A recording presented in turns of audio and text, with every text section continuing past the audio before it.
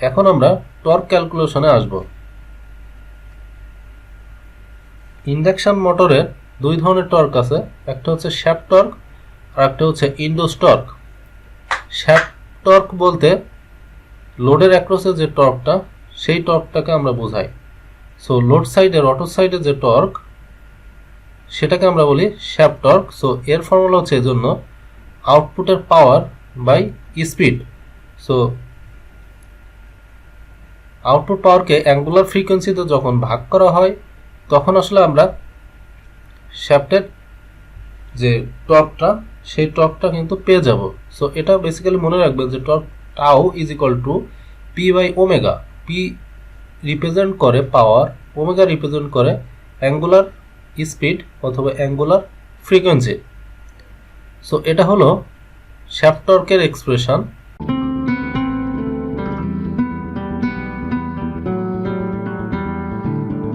Welcome to my channel diversity 360। ছাত্রছাত্রীদের স্বপ্ন পূরণই আমাদের লক্ষ্য। তিনটি বিষয়ের উপরে আমরা গুরুত্ব দিয়ে থাকি। 1 নম্বর অ্যাডমিশন গাইডলাইন। আপনি অ্যাডমিশনে ভালো ইউনিভার্সিটি চান্স পেতে চান, যেমন ঢাকা ইউনিভার্সিটি, বুয়েট, মেডিকেল, এগুলোর গাইডলাইন ভিডিও আপনি আমাদের চ্যানেলে পাবেন। 2 জব গাইডলাইন। ট্রিপলিতে বিএসসি শেষ করার পরে আপনি হতাশায় ভুগছেন, কীভাবে চাকরির প্রস্তুতি নেবেন, আপনি সবগুলো ভিডিও আমাদের এই প্লেলিস্টে পাবেন। ট্রিপলি কোর্স ওয়াইজ যে ভিডিও, যেমন VLSI lab, VLSI theory, DSP lab থেকে শুরু করে বিভিন্ন ধরনের ভিডিও আমাদের এই চ্যানেলে পাবেন। এজন্য আমার এই চ্যানেলের একটা মাত্র অবজেক্টিভ রেখেছি, তোমাদের সফলতা আমাদের প্রশান্তি। এখন আমি যদি বলি ইন্ডুস টর্ক, ইন্ডুস টর্ক মানে হচ্ছে নর্মালি এয়ার গ্যাপ পাওয়ারের অ্যাক্রসে যে পরিমাণ টর্কটা হয়। সো এজন্য এয়ার গ্যাপ পাওয়ার নিছি। আর এয়ার গ্যাপ পাওয়ার যখনই নেব তখন ওমেগা এস এর এক্সপ্রেশন আসবে, সিনক্রোনাস স্পিড নিতে হবে, সো বা সিনক্রোনাস ফ্রিকোয়েন্সি নিতে হবে। এই এক্সপ্রেশনটাকে চাইলে কনভার্টেড পাওয়ারের অ্যাক্রসে লেখা যায়, সেটা হচ্ছে পি কনভার্টেড বাই ওমেগা। অর্থাৎ খেয়াল করেন এটা, কারণ অনেক সময় কিন্তু এই এক্সপ্রেশনটা লাগে এবং সামান্য একটু ভুলের কারণে আমাদের এই ভুল হয়। যেমন যখন সিনক্রোনাস ফ্রিকোয়েন্সি নেবেন আপনি বা সিনক্রোনাস স্পিড নেবেন, তখন অবশ্যই এয়ার গ্যাপ পাওয়ার নেবেন। আর যখন রটর ফ্রিকোয়েন্সি বা রটর স্পিড নেবেন, তখন অবশ্যই কনভার্টেড পাওয়ারটা নেবেন। সো তাহলে আপনি বুঝতে পারছেন যে কোনটার এক্সপ্রেশন আপনি কি হবে। আপনার কোশ্চেনের ধরন অনুযায়ী আপনার কিন্তু এক্সপ্রেশনটা নিতে হবে, কারণ কোশ্চেনে যদি আপনার এয়ার গ্যাপ পাওয়ার দেওয়া থাকে তো অবশ্যই টর্ক বের করার জন্য এই ফর্মুলাটা ইউজ করা লাগবে। আর কোশ্চেনে যদি কনভার্টেড পাওয়ার দেওয়া থাকে অবশ্যই আপনার এই টর্ক বের করার জন্য এই ফর্মুলাটা ইউজ করতে হবে। এখন আমরা টর্ক স্পিড ক্যারেক্টারিস্টিক্সটা দেখব। ইন্ডাকশন মোটরের খুব গুরুত্বপূর্ণ একটা ফিগার, সেটা হলো টর্ক স্পিড ক্যারেক্টারিস্টিক্স বা টর্ক স্লিপ ক্যারেক্টারিস্টিক্স। সো এখান থেকে যদি আমরা দেখি, স্লিপের সাথে এই টর্কের একটা রিলেশন আছে।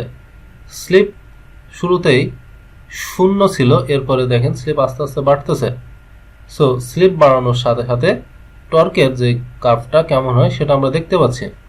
সো সার্টাইন একটা পোর্শনে কিন্তু টর্কের ভ্যালু ম্যাক্সিমাম, এবং এই ম্যাক্সিমাম টর্ক এই পোর্শনটাতে যে পরিমাণ আমরা স্লিপ পাই সেটাকে বলছি এস ম্যাক্স। অর্থাৎ স্লিপের যে ভ্যালুর জন্য ম্যাক্সিমাম টর্ক পাবো সেটাকে আমরা বলছি ম্যাক্সিমাম টর্ক। সো এখন অনেক সময় হয় যে স্টার্টিং টর্ক কত আর ম্যাক্সিমাম টর্ক কত। সো শুরুতেই বলেন তো, আপনার মোটরটা তো এখান থেকে স্টার্ট করছে, সো এই স্টার্টিংয়ে একটা টর্ক থাকবে, আর যখন স্লিপের ভ্যালু এখানে, তখন একটা ম্যাক্সিমাম টর্ক থাকবে। সো এখন যদি আপনার এই ম্যাক্সিমাম টর্ক আর স্টার্টিং টর্কের মধ্যে রেশিও নিতে বলে, তাহলে দেখেন starting torque by maximum torque is equal to 2a by a square plus 1 আকারে লেখা যায়।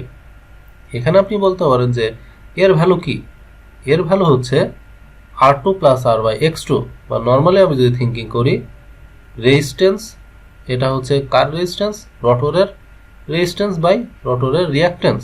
অর্থাৎ রেজিস্ট্যান্স বাই রিয়াক্ট্যান্সটা ভাগ করলে আমরা এর ভ্যালু পাবো। সো জাস্ট এক্সপ্রেশনটাকে সিম্পল করার জন্য এভাবে আমরা লিখলাম, কারণ এর ভ্যালু যদি আমি এখানে বসাই, এখানে বসাই তাহলে দেখতে অনেকটা কঠিন মনে হবে। এখন বলতে পারেন তাহলে পাশে ছোট আর এর ভ্যালুটা কি?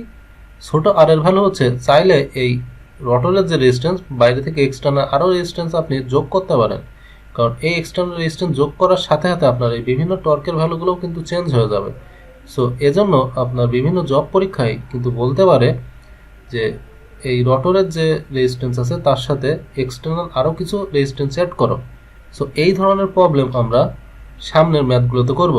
সো আজকে শুধুমাত্র আমি বেসিক যে ফর্মুলাগুলো ছিল এবং যে সার্কিটগুলো ছিল সেগুলো দেখাইলাম, এবং এই সার্কিটগুলো এবং এই ম্যাথমেটিক্যাল ফর্মুলাগুলোর উপরে একটা করে আমি ম্যাথ দেখাবো। সো আপনি আমার এই ইউটিউবের প্লে লিস্টে ইন্ডাকশন যে মোটর প্লে লিস্টটা থাকবে সবগুলো ম্যাথ আপনি দেখবেন। আশা করি আপনার ইন্ডাকশন মোটরের ম্যাথ নিয়ে প্রবলেম হবে না।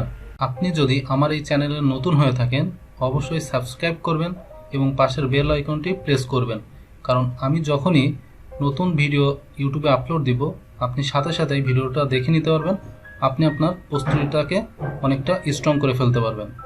আর কোথাও কোনো বুঝতে অসুবিধা হইলে এই ভিডিওর কমেন্ট বক্সে আপনি আপনার কোশ্চেনটা করবেন, আমি অ্যান্সার দেওয়ার চেষ্টা করব। ধন্যবাদ সবাইকে। আসসালামু আলাইকুম।